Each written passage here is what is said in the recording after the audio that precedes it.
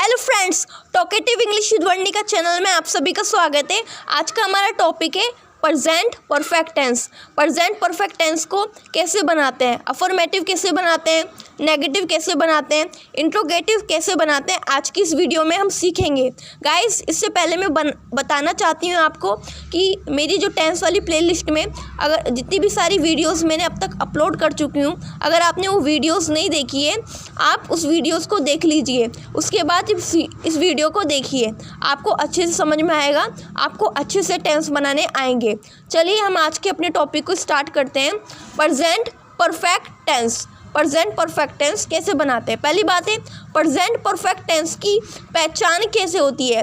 जिन sentences के पीछे चुका है, चुकी है, चुके हैं, चुका हूँ, चुकी हूँ, चुके हों जैसे शब्द दिखाई देते हैं, तो ऐसे सेंटेंसेस क्या होते हैं?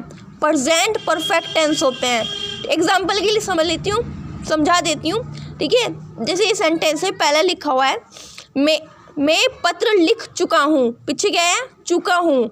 वह काम कर चुका है, पीछे क्या है? चुका है। वह खाना बना चुकी है, पीछे क्या है? चुकी है। फोर्थ सेंटेंस, हम खाना खा चुके हैं, हम खाना खा चुके हैं, पीछे क्या है? चुके हैं। देखो ऐसे इन सेंटेंसेस के पीछे हमने क्या देखा, क्या एनालाइज किया कि चुका हूँ, चुका है, चुकी है, चुके हैं जैसे शब्द हमें दिखाई दिए, तो ये सारे क्या हुए? प्रेजेंट परफेक्ट टेंस हुए। प्रेजेंट परफेक्ट टेंस हुए।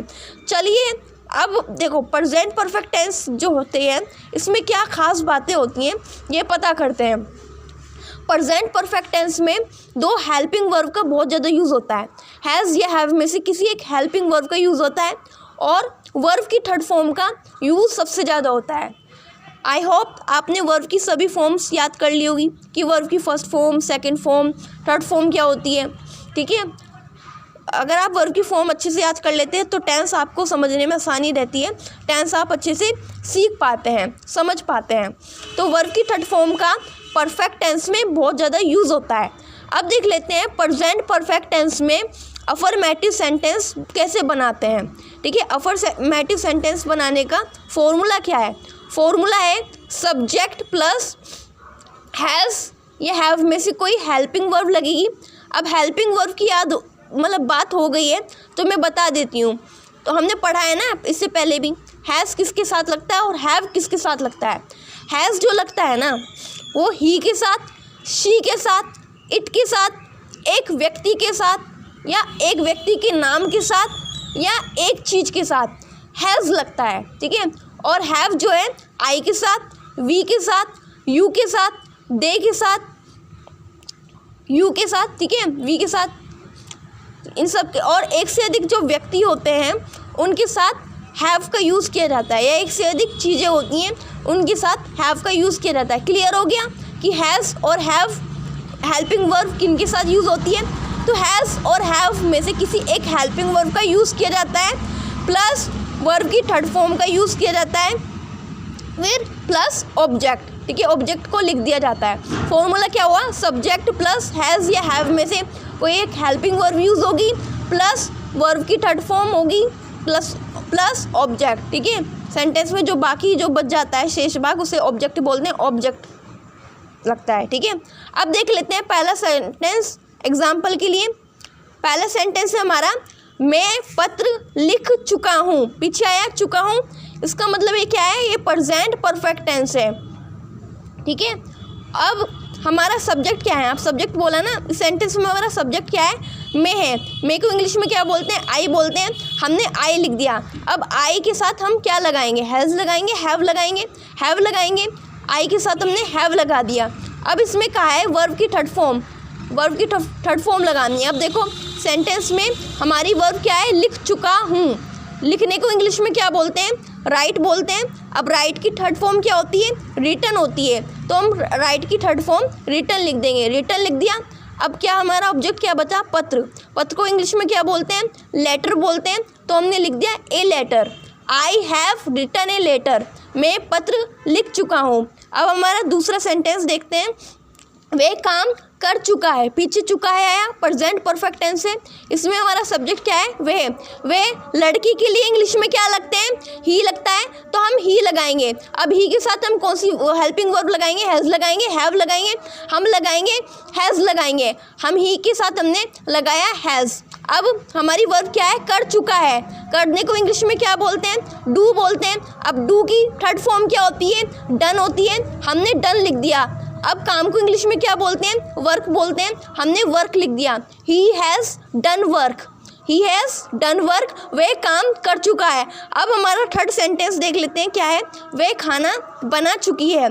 तो लड़की के लिए तो हमारा सब्जेक्ट क्या है, वह एक लड़की के लिए इंग्लिश में क्या लगता है, शी लगता है ना वह के लिए, तो हमने शी लिख दिया। अब शी के साथ हम कौन सी हेल्पिंग वर्ब का यूज़ करेंगे, हैज़ लगाएंगे, हैव लगाएंगे। हमने लगाया हैज़, शी के साथ हैज़ लगता है तो हैज़ लगा दिया हमने, शी हैज़। अब हमारी वर्ब क्या है, खाना बना चुकी है। खाने बनाने को इंग्लिश में क्या बोलते हैं, कुक बोलते हैं। अब कुक की थर्ड फॉर्म क्या होती है, कुकड होती है ना, हमने कुकड लिख दिया।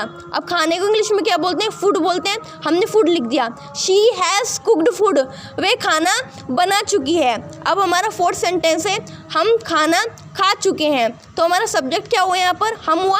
हमको इंग्लिश में क्या बोलते हैं, वी बोलते हैं, हमने वी लिख दिया। वी के साथ हैज़ लगता है या हैव लगता है, कौन सी हेल्पिंग वर्ब लगाएंगे, हैव लगाएंगे। हम वी के साथ हैव लगता है तो हैव लगाएंगे। वी के साथ हमने हैव लगा दिया, वी हैव। अब हमारी वर्ब क्या है, खाना खा चुके हैं। खाना खाने को इंग्लिश में क्या बोलते हैं, इट बोलते हैं ना, तो इट की जो थर्ड फॉर्म होती है वो क्या होती है, इटन होती है, तो हमने इटन लिख दिया। खाने को इंग्लिश में क्या बोलते हैं, फूड बोलते हैं, हमने फूड लिख दिया। वी हैव इटन फूड, हम खाना खा चुके हैं।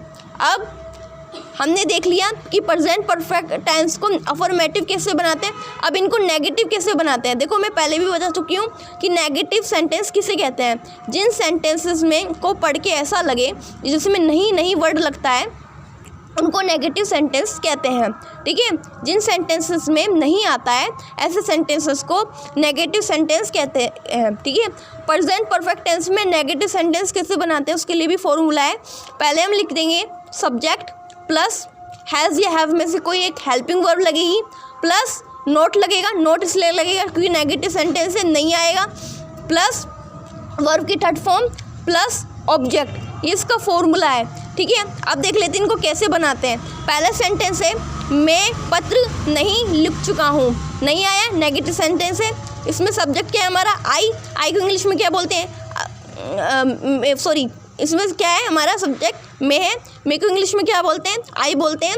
हमने आई लिख दिया। आई के साथ हम क्या लगाते हैं, हैव लगाते हैं, हैव लगा दिया। अब नोट आएगा क्योंकि नहीं आया ना, नहीं के लिए हम लगाएंगे सेंटेंस में नोट, हमने नोट लिख दिया।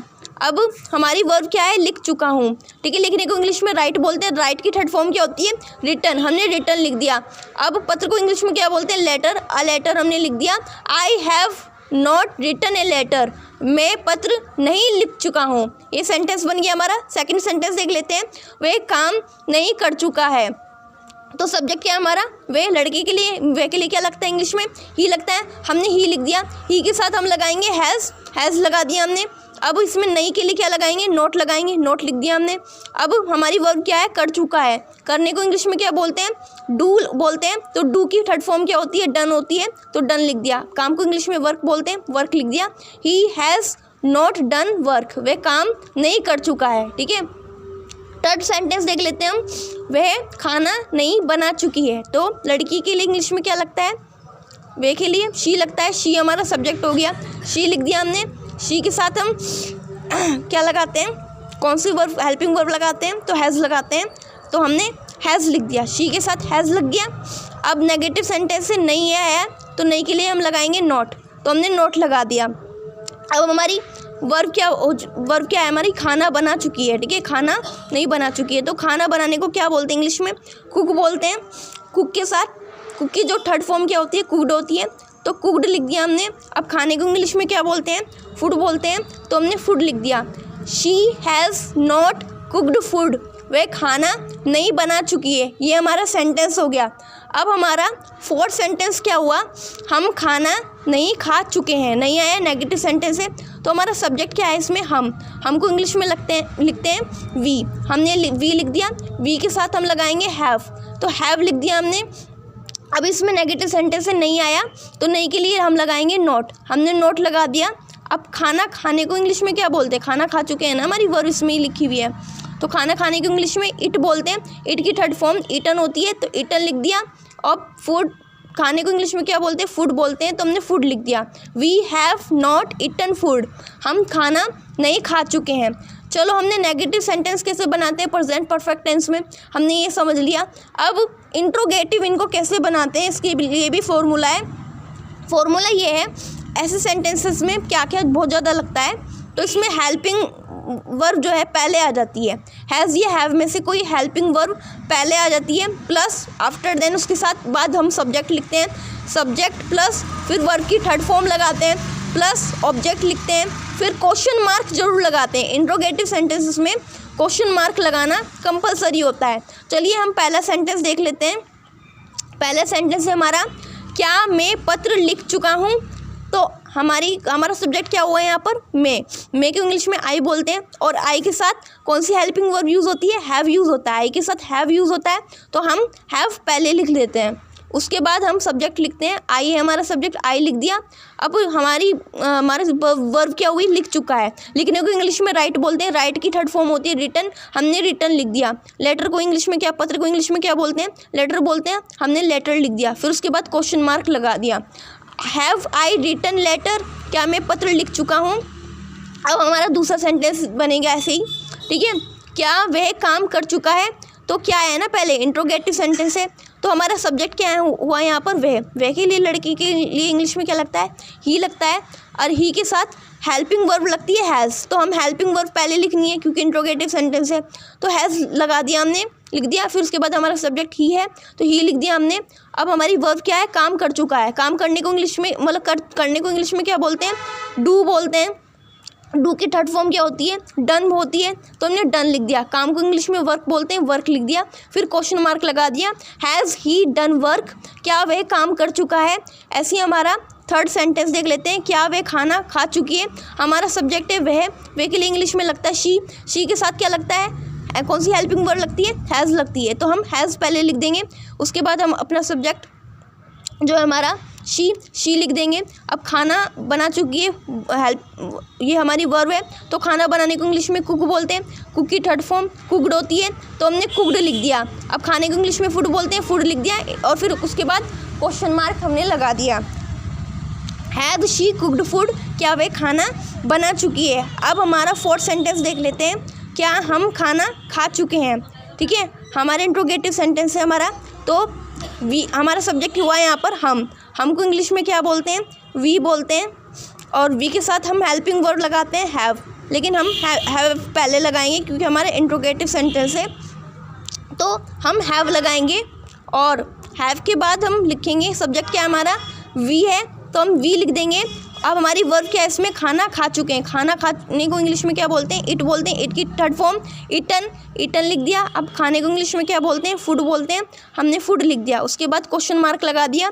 हैव वी ईटन फूड, क्या हम खाना खा चुके हैं। अब हमारा फिफ्थ सेंटेंस देख लेते हैं हम। क्या तुम यहाँ आ चुके हो, इंट्रोगेटिव सेंटेंस है, तो हमारा यहाँ पर सब्जेक्ट क्या हुआ? तुमको इंग्लिश में बोलते हैं यू के साथ क्या लगता है? हैव लगता है, तो हम हैव पहले लिख दिया, हमने हैव लिख दिया। उसके बाद हमारा सब्जेक्ट क्या है? यू लिख दिया। अब हमारी वर्ब क्या है? आ चुके हैं। आने को इंग्लिश में क्या बोलते हैं? कम बोलते हैं।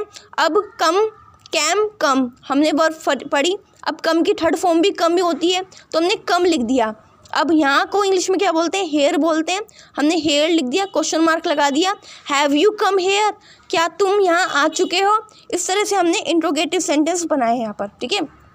अब ये तो मैंने एक्सप्लेन कर दिया किस तरह से ये फॉर्मूला लगते हैं और कैसे इनका यूज़ किया जाता है। और मैं आपको पहले भी बता चुकी हूँ कि आप इंग्लिश ट्रांसलेशन की आपने कोई बुक ले रखी होगी, उसमें एक्सरसाइज दी होगी प्रेजेंट परफेक्ट टेंस से रिलेटेड। उसमें कुछ सेंटेंसेस उस बुक में हिंदी में दिए गए होंगे, उसको आपको इंग्लिश में ट्रांसलेट करना है प्रेजेंट परफेक्ट टेंस में। मैंने आपको एक्सप्लेन अच्छे से कर दिया, आप उस बुक से प्रैक्टिस कीजिए। अगर आपको कुछ समझ में नहीं आता है तो आप कमेंट बॉक्स में मुझसे पूछ सकते हैं। बस आपको फार्मूलाज अच्छे से याद होने चाहिए। फार्मूलाज अच्छे से याद हो गए तो आप अच्छे से बना पाएंगे। और ऐसे ही यूज़फुल वीडियोस मैं आपके लिए लाती रहूँगी। अगर आपको मेरी वीडियो अच्छी लगती है तो लाइक कीजिए, मेरे चैनल को सब्सक्राइब कीजिए। तब तक के लिए बाय बाय।